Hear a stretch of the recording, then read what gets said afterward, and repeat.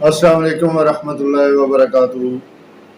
آپ دیکھ رہے ہیں پروگرام حقیقت گو اور میں ہوں آپ کا میزبان ذوالفقار خان۔ آج کچھ کھری باتیں کرتے ہیں، لیکن اس سے پہلے میں یہ کہنا ضروری سمجھتا ہوں کہ آج کے پروگرام کو منجمد ذہن اور پارٹی سربراہان کی اندھی عقیدت میں ڈوبے ہوئے سطحی ذہن بالکل نہ دیکھیں تو زیادہ بہتر ہوگا۔ تو چلتے ہیں پروگرام کی طرف۔ کل عمران خان نے سازش کا ایک اور پرت اتارا اور بڑے در و دیوار ہل گئے جب اس نے یہ کہا کہ میں نے ان کو بتایا تھا کہ ہم نے بڑی محنت سے معیشت کو سنبھالا دیا ہوا ہے، اس سازش کو روکیں۔ وزیر خزانہ کو بھی بھیجا لیکن کسی کے کان پر جوں تک نہیں رنگی۔ دوسری بات کہ جو رجیم چینج میں ملوث تھے وہ کرپشن کو برا ہی نہیں سمجھتے۔ اس بات سے سبھی کام کے ہیں کیونکہ اس سے ثابت ہوتا ہے کہ سبھی کرپٹ ہیں۔ عمران خان نے اسٹیبلشمنٹ سے مکمل طور پر کنارہ کشی اختیار کر لی ہے۔ اس نے چیف جسٹس ثاقب نثار کو بھی ٹکا سا جواب دے دیا ہے کہ اس معاملے سے دور رہیں۔ وہ پاکستان کی ایک بڑی شخصیت کا پیغام لے کر آئے تھے لیکن مایوس لوٹے۔ نون لیگ کو ان کے آنے کی بہت تکلیف ہوئی، لیکن جب پتہ چلا کہ عمران خان نے صلح سے انکار کر دیا ہے تو نون لیگ خاموش ہو گئی۔ اسٹیبلشمنٹ کی لاکھ کوشش کے باوجود عمران خان اسٹیبلشمنٹ سے بات کرنے کے لیے راضی نہیں۔ وہ شدید غصے میں ہے۔ وہ عوام کی طاقت سے اقتدار میں آنا چاہتا ہے اور اگر وہ آ گیا تو آپ ملک میں حیران کن تبدیلیاں دیکھیں گے۔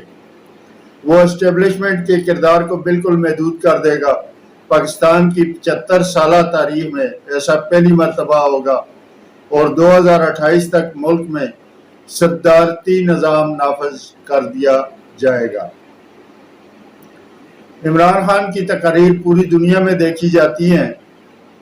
اسٹیبلشمنٹ بھی دم سادے ایک پوائنٹ نوٹ کرتی ہے کہ آج یہ کون سا کٹا کھولنے لگا ہے، کیونکہ وہ ہر جلسے میں کوئی نہ کوئی نیا کٹا کھول دیتا ہے۔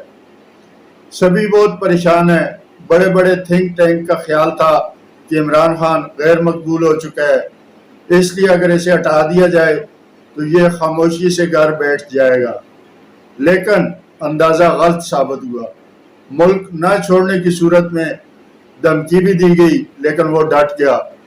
دوسری غلطی شہباز شریف صاحب کو اقتدار دلانے کی تھی۔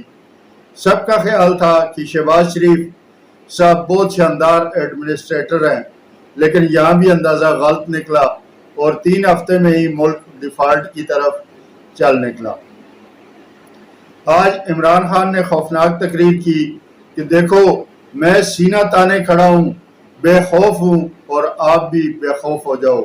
یہ پیغام تھا کہ لڑنے مرنے کے لیے تیار ہو جاؤ۔ جلسے میں موجود دوست بتا رہا تھا کہ ان چند الفاظ نے جلسے میں شریک لوگوں میں بجلی بھر دی۔ لوگ زارو قطار رونے لگ گئے کہ ہمارا 67 سالہ لیڈر بوڑھا ہونے کے باوجود بے خوف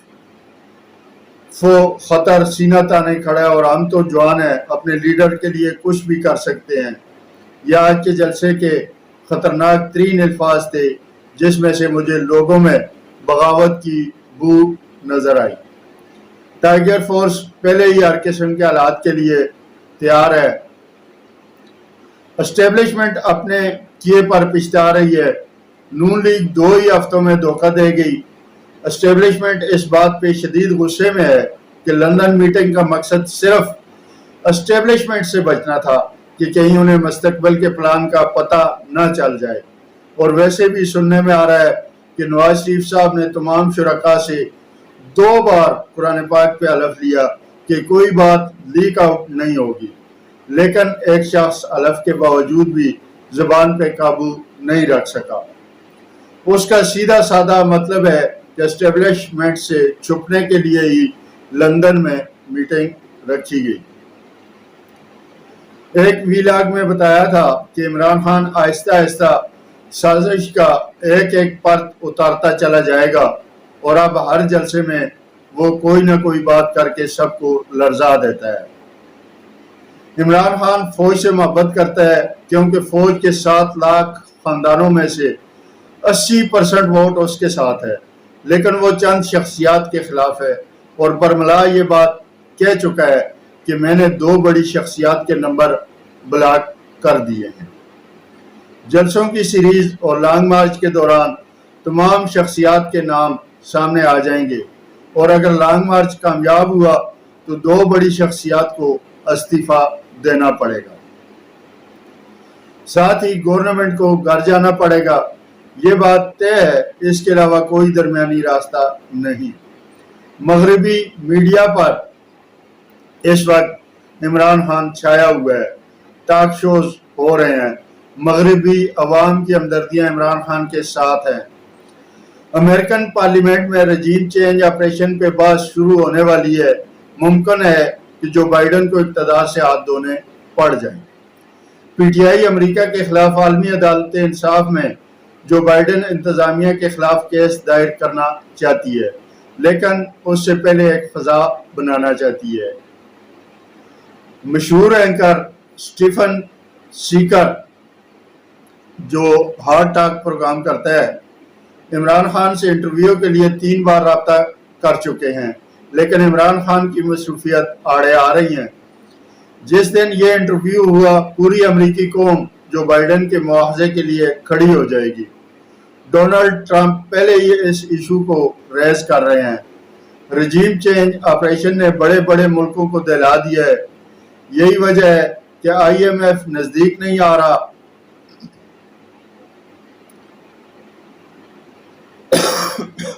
کہ کہیں سارا ملبہ امریکہ پہ نہ آ گرے۔ عمران خان کو سب نے معمولی سمجھا، لیکن وہ دنیا کا بےتاج بادشاہ نکلا جس نے بڑی بڑی حکومتوں کو ہلا کر رکھ دیا۔ ملک تیزی سے ڈیفالٹ کی طرف چل پڑا ہے۔ صرف 3 ہفتے باقی ہیں۔ اگر ایسا ہو گیا تو پھر سری لنکا جیسا حال ہوگا۔ عدلیہ سمیت سبھی ادارے پریشان ہیں کہ کیا حاصل کرنا چاہتے تھے، لیکن کیا سے کیا ہو گیا۔ ایک چھوٹی سی غلط فہمی کی، عمران خان اپنی مرضی کا آرمی چیف لگانا چاہتے تھے، یہ ان کا بحیثیت کمانڈر ان چیف استحقاق تھا، لیکن عمران خان واضح طور پر یہ کہہ چکے ہیں کہ آرمی چیف کی تقرری فوج کا اندرونی معاملہ ہے، مجھے اس سے کوئی لینا دینا نہیں۔ وہ تو فوجی ایکسٹینشن کے بھی خلاف ہیں، کیونکہ ایک ایکسٹینشن سے 149 آفیسرز متاثر ہوتے ہیں اور ویسے بھی وہ میرٹ پر یقین رکھتے ہیں۔ انہیں کیا پڑی تھی کہ وہ اپنی مرضی کا چیف لگاتے، لیکن غلط فہمی پیدا ہوئی اور معمولی سی غلطی نے پیروں پر کھڑا ملک زمین بوس کر دیا۔ البتہ نون لیگ اپنی مرضی کا آرمی چیف چاہتی ہے، کیونکہ اسی میں اس کی بقا ہے۔ وہ اسٹیبلشمنٹ کی بیساکھیوں کے بغیر کبھی حکومت کر ہی نہیں سکی۔ پتہ نہیں کیوں جنرل فیض حمید صاحب سے خائف ہے، اس لیے جنرل فیض حمید کو نشانہ بنایا جاتا ہے۔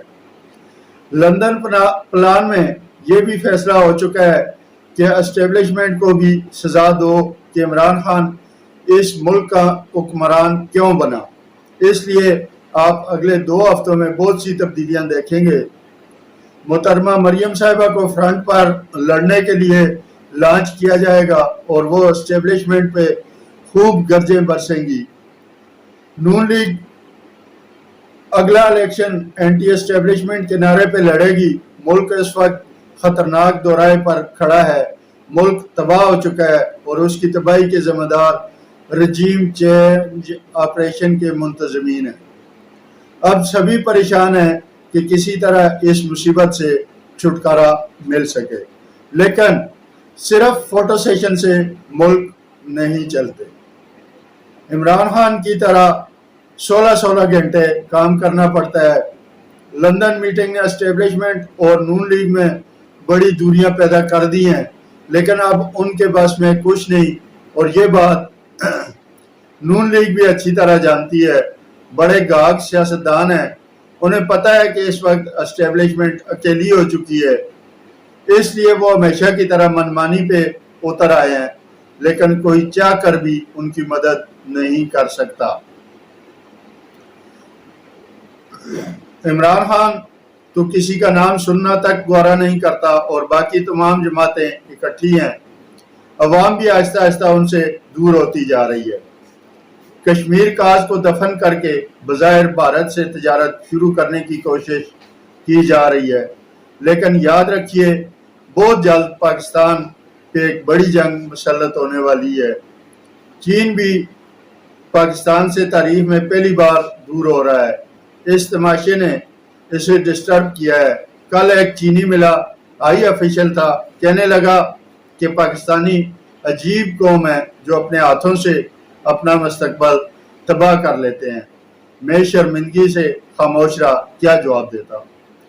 یہ فیصلے کا وقت ہے، ملکی ترقی کا ٹرننگ پوائنٹ ہے، فیصلہ عوام نے کرنا ہے کہ وہ بکاریوں کی طرح پھینکے ہوئے ٹکڑوں پہ پلتی ہے یا ایک غیرت مند قوم کی طرح جینے کی کوشش کرتی ہے۔ عمران خان اس وقت جس پاپولیرٹی لیول پہ پہنچ چکا ہے، اسے کوئی زمینی طاقت شکست نہیں دے سکتی۔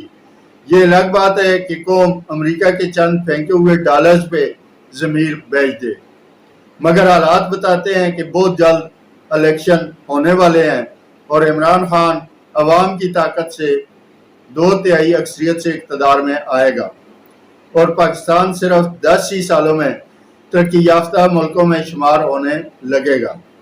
لیکن اس کے لیے آپ روزانہ ٹاک شوز کے بجائے صرف یہ خبریں سنا کریں گے کہ آج کتنے لوگوں کو کرپشن کے جرم میں پھانسی دی گئی۔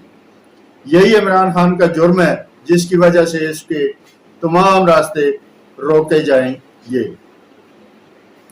آخر میں تمام دوستوں سے اتنا کہتا ہوں کہ پاکستان اس وقت بھی دنیا کا امیر ترین ملک ہے۔ آپ کسی بھی شہر چلے جائیں، لوگ پیسہ پانی کی طرح باتے نظر آئیں گے، لیکن یہ پیسہ صرف 20% لوگوں کے پاس ہے۔ 80% عوام بیچارے ٹھنڈے پانی کو بھی ترس رہے ہیں۔ سڑکوں پر نت نئی گاڑیاں روا دوا ہیں جن کی قیمت کروڑوں میں ہے۔ اگر ملک میں ایئر ٹریفک کے قوانین آسان کر دیے جائیں تو ان 20% لوگوں کے پاس ذاتی جہاز یا ہیلی کاپٹر ہوں گے۔ یہی ملک کی بدقسمتی ہے کہ اس امیر ترین ملک پہ چند لوگوں نے قبضہ کر رکھا ہے اور عمران خان یہ قبضہ چھڑانا چاہتا ہے۔ اب یہ قوم پہ منحصر ہے کہ وہ آزاد رہنا چاہتی ہے یا غلام۔ پاکستان زندہ باد۔ اجازت دیجیے اپنے میزبان ذوالفقار خان کو، ملتے ہیں ایک اور پروگرام میں ایک اور موضوع کے ساتھ، اگر زندگی نے وفا کی تو۔ اجازت دیجیے، اللہ حافظ۔